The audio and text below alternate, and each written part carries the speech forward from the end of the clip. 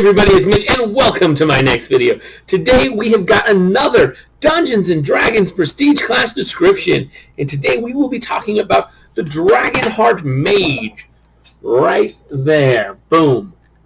So, the Dragonheart Mage. It's a pretty simple, straightforward class, in all honesty. So to get into it, really, you just need to be able to cast spells spontaneously. It's your first requirement. Pretty easy. Bard or Sorcerer can do that. Although you're going to need Sorcerer specifically because of some of the other requirements that you're going to get to. You're going to need Knowledge Arcana, 8 ranks. That's going to be the hard one to actually get into it because, that takes a few levels. It's going to take you at least 5 levels.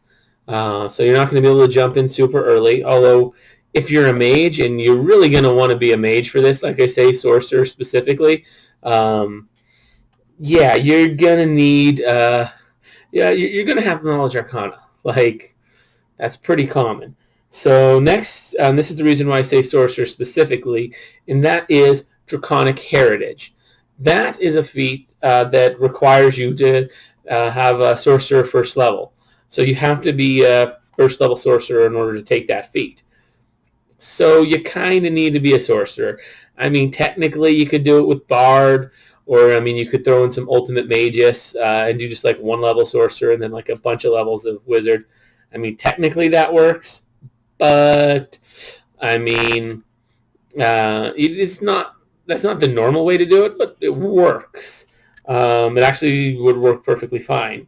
And the next is you just need to be able to speak Draconic. So it's a pretty easy to get into class for any sort of caster, and as I say, you're going to want to be a caster. So let's look through what this class gets. First off, a D6 hit dice. That's pretty good for a caster, actually.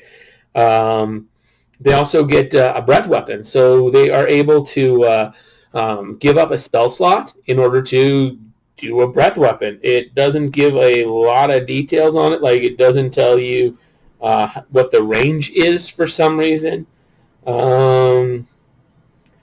As a standard action, so it says something on, okay, so apparently it mentions it on another page. Weird. So that you get a breath weapon, and the damage that it does is, well, that's going to be dealt by, so apparently it's a 30-foot cone or a 60-foot line. Okay, it's pretty standard.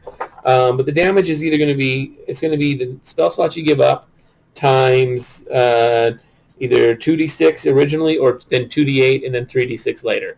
So pretty good.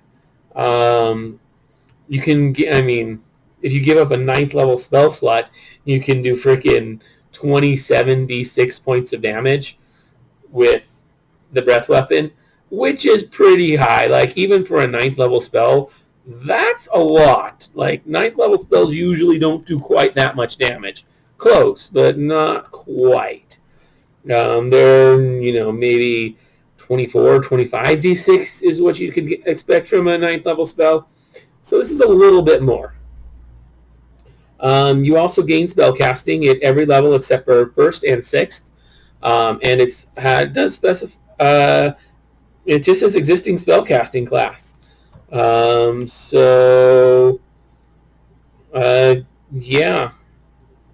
doesn't have to be anything really.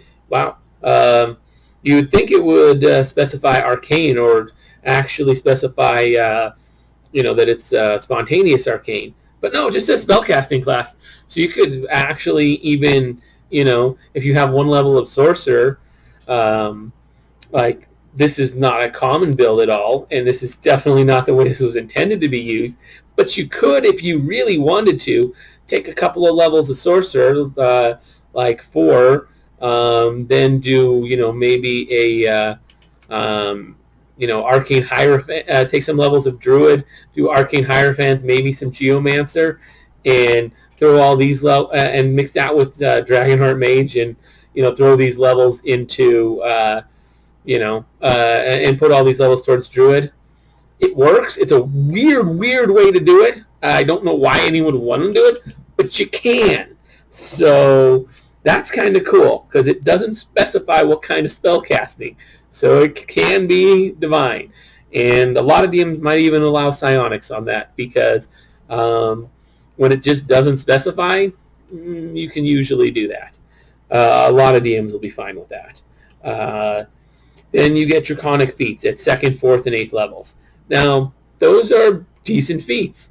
And Draconic Heritage, the bonuses you get from that, every Draconic Feat you get gives you a +1 to your saves against a number of things. Magical Sleep is one. I think Poison's another. And then you get the other one's dependent on what type of dragon you picked. So, yeah, you can get... so every time you take one of these Draconic Feats, you get an extra +1 to all of those because you get a +1 for every feat that you have. So these will up those saves. So kind of nice. Doesn't come up that often. I've been playing a fair amount, and Magical Sleep and Poison aren't common in the things I've played, but other campaign settings, maybe they're really common. So yeah. So that's it for a lot of this stuff. I didn't mention their base attack. It's bad. Not surprising. These guys are a caster.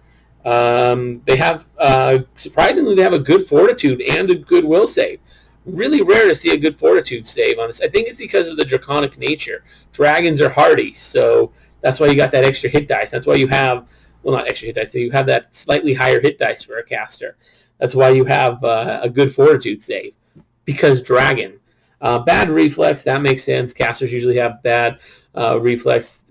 Dragons are pretty horrible at that as well, with dex being just horrible in dragons. Pretty much all of them have a 10, at least that I've seen.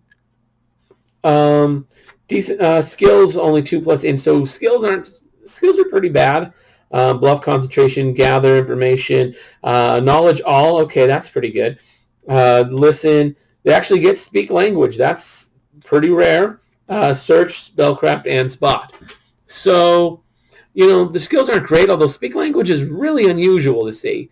But yeah, that's basically it for them. There's not a whole lot to the Dragonheart Mage. It's a pretty simple, straightforward class. Guess that's really all I have to say about it. If you guys enjoyed the video, please consider giving it a like. That really helps out a lot. If you haven't already, subscribe to the channel. Ring the little bell, and also maybe share the video with some of your friends that are interested in Dungeons and Dragons, or specifically, like if you know someone who is playing a spellcaster, share this with them. Let them see what some options might be. But anyways, that's about all I have. So as always, I'm Mitch. I'll be seeing you.